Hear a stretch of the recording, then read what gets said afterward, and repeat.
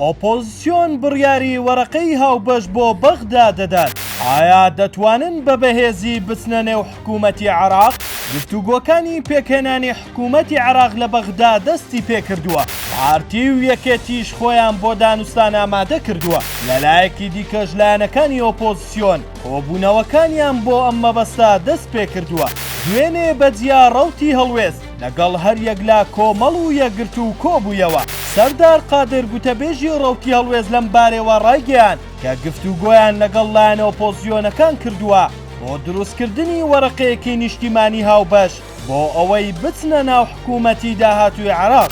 بەپێی ڕای چاودێرانیش ئەگەر لایەنەکانی ئۆپۆزیسیۆن کە خاوەنی 13 کورسین هاوپەیمانەتیەک پێک بهێنن وا بەیەکەوە بچنە نێو دانوستانی پێکهێنانی حکوومەتی عێراق دەتوانن بەلایەنی کەم وەزارەتێک لەگەڵ چەند پۆستێکی دیکەی کورد لە بەغدا بەدەست بهێنن.